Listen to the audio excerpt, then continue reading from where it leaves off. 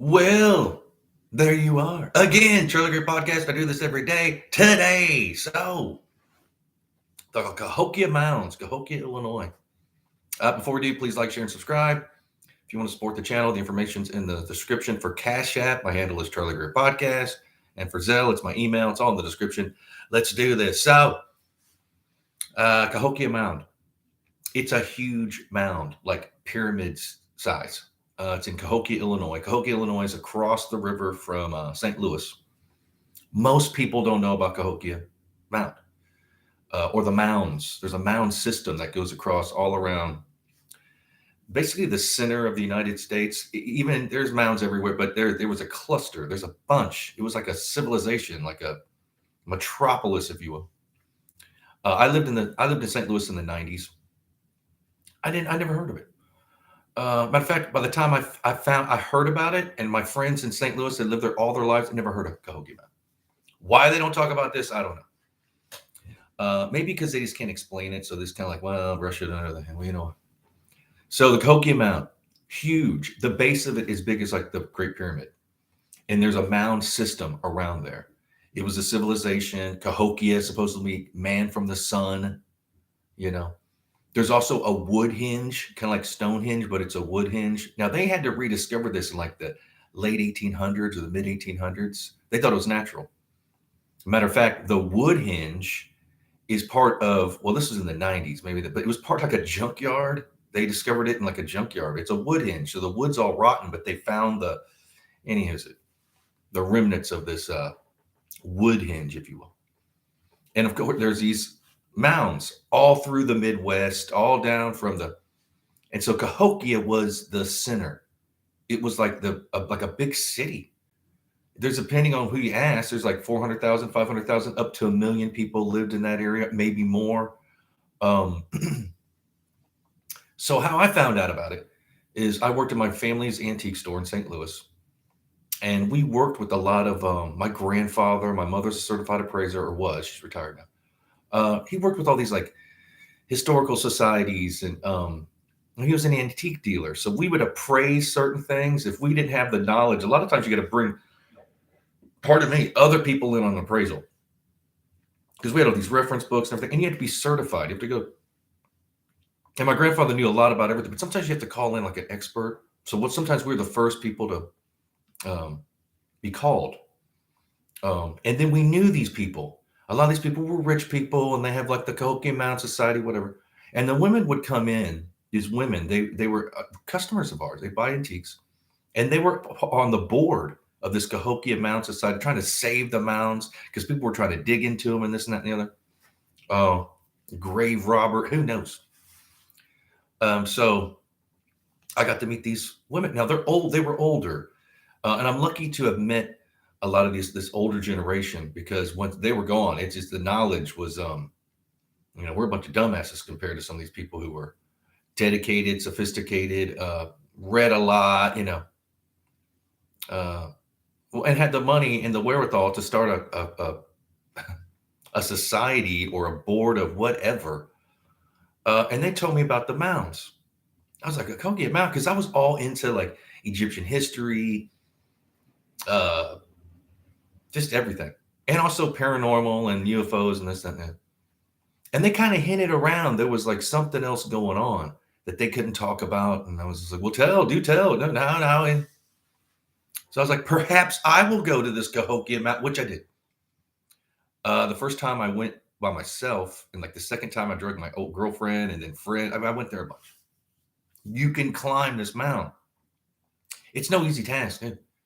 It's supposedly this was done by primitive people with like wooden tools.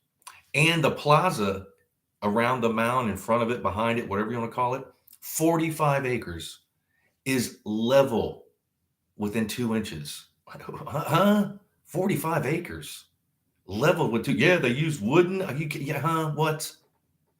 And that area is kind of not flat anyway. You telling me that they flattened and knew how to make irrigation stuff to keep it from flooding, and with wooden tools. That's what they did. Yeah,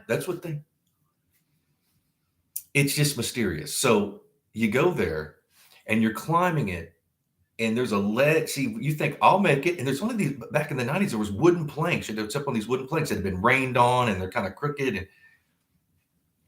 then they have this little area there. It's like a rest area, but halfway up, you need to take a break. You're like shit, and then it gets scary. You start getting on the top. Oh my God! They didn't have any handrails or any. It was a. Then you get up there. They have like lightning poles, so you don't get struck by light. You are up there. On ground level, you can't see, it's the trees around you. You get on the top level, you can see St. Louis downtown, the arch. On a good day, they say you can see like Kansas City. You can see all this other stuff up there. And this is after it looks like it's been washed over. There's stories of during a big, I think it's the New Madrid fault, like it flung the Mississippi River for a while and changed course. It went back and it washed over because it looks like it's been washed over. It's curved, like it's not, the mound doesn't look like it used to be, and it's covered in grass. And there's other mounds around there. You can see all the mounds, and supposedly Cahokia, the sun dude, ruled the area. Now they predict them as primitive people, like barefoot and wearing and there's a museum there, which is fascinating. And I'm sure that the native people did use that, and but I don't know if they originally built it. They say there's 500,000 tons of earth that encompasses this mound, this pyramid, whatever. That's the equivalent of like, say, if you had, I was watching L.A. Marzulli, who was talking about this. And in his speech, he said that it's the equivalent of taking like a modern day dump truck that can hold, I don't know how many tons, 500,000 tons. To make that much, if you lined them up, it'd be a 200-mile line of trucks. 200 miles. Huh? And no, they did it basket by basket. Well, how long would that take? You know how long that would take? Years, even decades. Like again, I think they've got part of it right. Yes, people lived around there. The natives did, but it might be older than they think. Now, if you go to the museum, it's pretty awesome. They I don't know if it's even open anymore, but they would let you watch this documentary. Then you could walk around this area where they redid like a little cityscape or how they lived, and it was pretty awesome. They had little stores. They had a tattoo parlor back in the day. It shows how it was a room, and they had all their little tattoo needles made out of bone, and they even had like pictures of what you could get. I guess they're into tattooing. Awesome. Anytime I had some time off, or if we were like, let's go to the Cahokia Mound. But I think that something's afoot. They're not telling us the truth. Maybe they don't even know the truth. See, that's the thing. It's not like they're trying to be diabolic or anything. They just don't know. Now, a farmer had bought that land back in the day, like the 1860s, maybe 1890s. Again, I'm not a scholar on Cahokia, but he built a house on the top of the mound, and they thought that they were just hills, like because there's other mounds, a bunch that spread over hundreds of miles. Again, it was all connected. These people lived like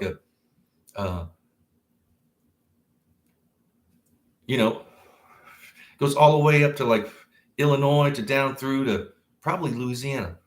And it's wide. It's got like all these mounds. You can find mounds everywhere. So they thought it was natural. People were digging in the mounds. Again, that goes back to this conservation society. These women who were rich and who they'd come in, and the one lady had a little basket with a little dog, like a teacup chihuahua that was always like shaking, and had like ribbons in its hair. And I got to know these women, and it took like over years, a couple years before they would tell me certain things.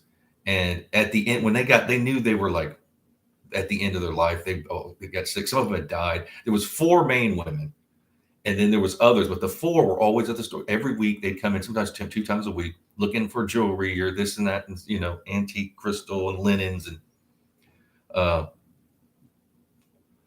the one, she came in and said, "Hey, I got this. I'm not doing too well." And She brought it up. She's like, look, I won't be around too long. I'm going to tell you some things I know about this Cahokia Mound. I'm like, yeah, do tell.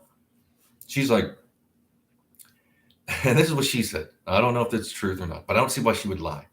They found like a UFO in one of these mounds. Somehow that's how the society, they were digging, or someone had, because you could dig in these mounds and they'd find clay pots and bones or mummified remains, whatever. And they'd caught these grave robbers or whatever, people stealing. And while excavating or fixing it, whatever, they supposedly found a UFO. She said it wasn't that big. It was like a silver craft, small. They thought it was a UFO. What else would it be? You know, it looked like a disc.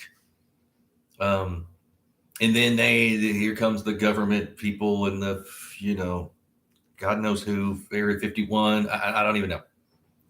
But she said there's a cover up because there is other things that they found a UFO, or what they thought was a UFO. And then she said that in some of these mounds, they found giants, like skeletons of big people, like 12 to 14 foot tall, multiple. So they started like secretly digging in these mounds or something, and they would find these big dudes or women, whoever, these giants, and then cover it up and regrass it because they're all covered in grass. And again, they're everywhere. They were in people's backyards. Farmers had them in their people tore them down. I mean, they didn't know back in the day that this was a mound system. Maybe burial mounds. Who knows? And then Cahokia. Supposedly, she said that this Cahokia, the guy who was, the guy from the sun, had lived like 700 years. Like they found evidence of like there's records of that they don't release to the public or whatever. That this dude was, and she also said it could have been the same person as people call Quetzalcoatl in like Tijuana or Mexico, wherever. It's the same dude, the same alien guy or whatever. Again, this is what she told me. So for a while there, I was going every weekend.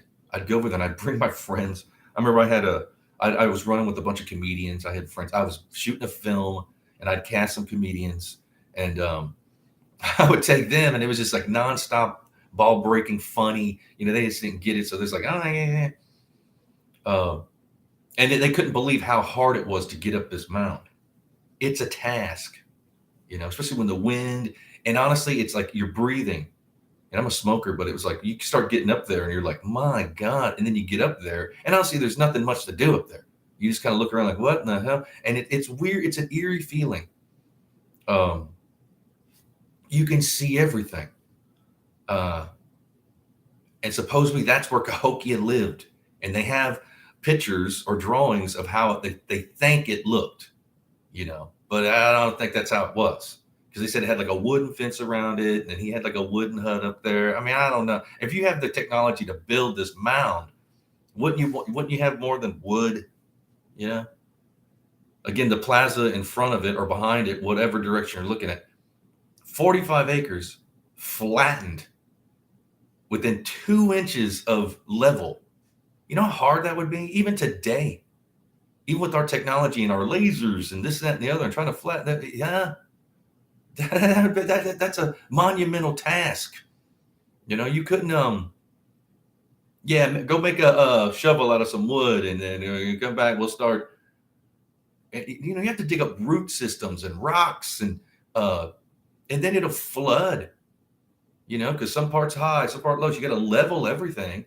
Well, it's going to around that area. It rains a lot. It's near the Mississippi River. It's not too many miles away. Maybe I think it's like 14 miles from St. Louis. It's not that far. In the 90s when I was, it's in a bad area. Like the town around, it's not good.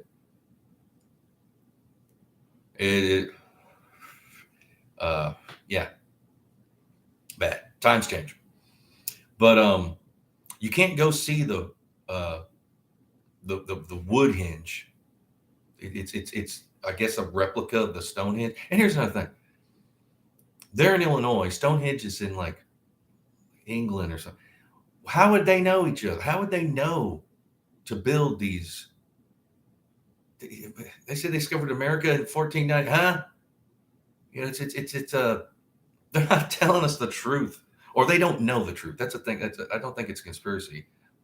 I mean, some people might, government agencies might know if something's going on, but they really don't know. So they just kind of like, well, oh well, it was the natives that lived there, which I'm sure they did. I'm sure they repurposed. What I mean, they found this, but hey, they just made it their own. That through history, people know this. You go to these ancient sites, you'll see like this monolithic stone building that's like precision that you can't do today. And then on top of that, you'll see how modern man tried to replicate it, ain't getting close. I think that's the story. I think that these people, it was repurposed. People, I'm Cahokia, whatever. I'm sure there was many people claiming to be back in the day. They claim this thing was built, what was it, like 1,000, 2,000 years ago? I think it's older than that.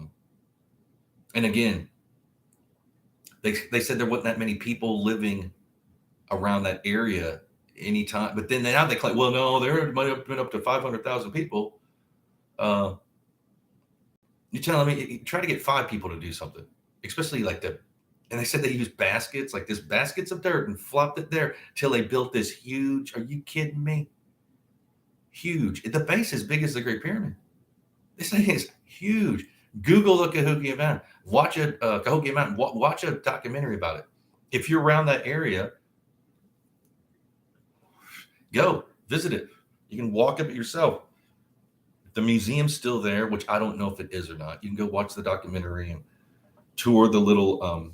They made a replica of how they thought it looked, and again, it blows your mind how they had like stores and a tattoo parlor supposedly, and they found it. They dug this stuff up. Some of it, I guess. And I guess a lot of it is speculation, assumption, like they don't know. So they're just like, well, maybe, see, kind of. We live in a strange, mysterious world. And Cahokia, you hear about all these other ancient sites. And then America just seems like, well, no, nobody was here, kind of. Maybe a few Native Americans, some tribes, this, that, yeah.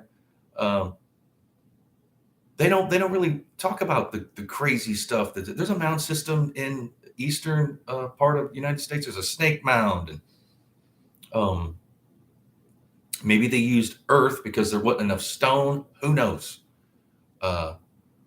It seems to me that there is something else that was going on, something they don't know about. They don't want to speculate. They'll just, they just to wrap their minds around it. They're like, well, we kind of know some of the stuff we've dug up. What I think they dug up, what they found was the people that repurposed this area.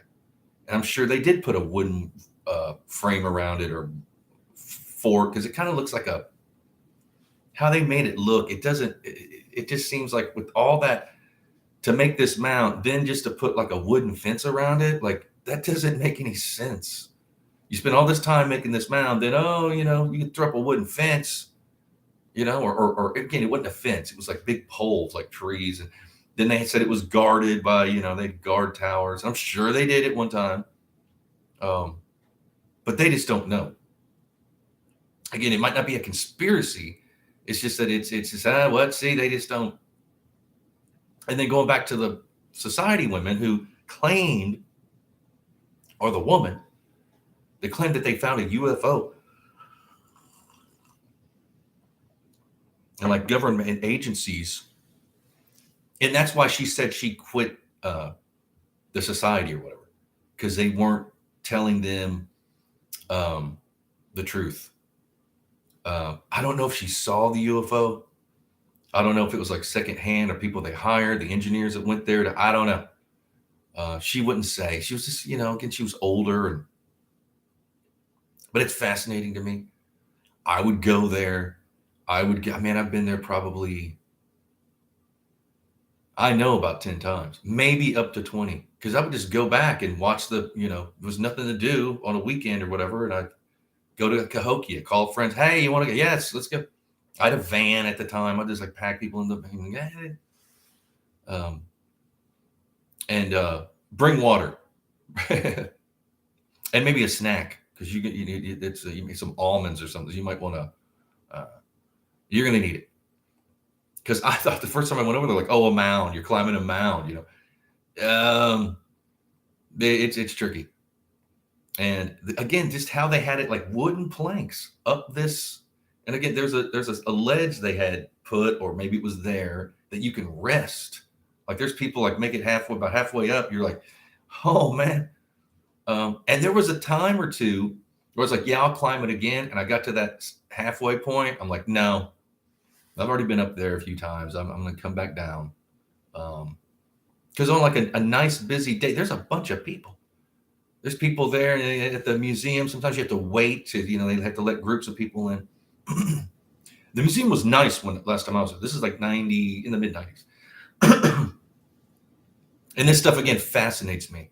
Like, what were they doing? Who is this Cahokia? The man from the sun. And they had him wearing this like feathery kind of thing. And he kind of matches the description of Quetzalcoatl or Quetzalcoatl, whatever his name. And this woman said they think it was the same person that had technology that flew around the world, I guess, and like hooking people up with pyramid building knowledge or something, because the pyramids are different. The ones in Mexico aren't like the ones in Egypt, and they're finding them now like in the ocean. Like the bottom of the ocean, there's like a pyramid system, and they're in China. There's pyramids all over the place. South America, they're all over. Was there a lost civilization? They do talk about Atlantis. See, they think this lost civilization that was destroyed in one day from some kind of cataclysmic incident. Maybe that's what it was. Is that the thing that we kind of go up in technology and down? It's like the Hindu knowledge and the Vedas. They claim that we reach this peak and then we fall, and then it's like a pattern that we follow all through time. And then the Earth's going to do its thing and shift and floods and fire and pole shifts, and who knows? But perhaps that's what it was. Maybe there was a technological. Because see, they think that this Darwinism kind of thought system is that we are just steadily getting better. We haven't been up and down and up and down. No, they were primitive, and right now we have the most technology and the smartest. I don't think that's right. Again, this is my humble opinion, speculation, assumption. I think the Vedas, the Hindu Vedas, and the ancient books are right about certain things, that we do go in this cycle of high technology down to primitive people, up, back, and down, around. And could be. Comment below. Have you ever been to the Cahokia Mounds? Have you ever heard of the Cahokia Mounds? I'd suggest watching something on. It's fascinating. I'm sure there's Google or YouTube videos. But if you're around that area, I would suggest to go check it out. It really will open your eyes and your mind and your thought patterns about, wait a minute. And when you're there, again, you get this feeling like something ain't right. Like, who did this? A bunch of people with wooden shovels? Perhaps, but I don't. How long will it take? Like L.A. Marzulli said that it would, if you had modern dump trucks and they're full of earth, there'd be a line 200 miles long to make something this big. Well, that's crazy. And then they're going to tell us that they did it basket by basket, full of earth. Would that take you 1,000 years? And how do you feed all these people? And where's the restrooms and the water? And that's another thing about like when you get a bunch of people together, you need a lot of restrooms. You need a lot of food and water and shelter and, go to a movie set. There's a lot of porta-johns and stuff. Shit. People have to relieve themselves. That alone would, could be that there was again, maybe it was advanced lost civilization, and then it was taken over by the natives who, maybe they found some technology, who knows, but they lived around there.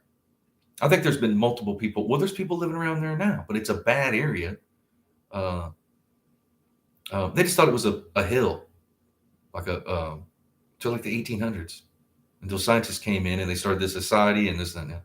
Comment below. What do you think? Have you heard of the Cahokia Mound? Have you been there? Do you plan on going there? I suggest you do. Again, please like, share, and subscribe. That's the best way to support the channel. Tell a friend. Share me on Instagram or Twitter. And if you do want to support the channel, the information's in the description for Cash App. My handle is charliegreerpodcast. And for Zelle, it's my email. That'll go for different equipment. And again, I was talking yesterday that I'm going to shift up my podcast. I'm going to do a content shift, if you will. I'll be back tomorrow. I love y'all. Be blessed. Cheers.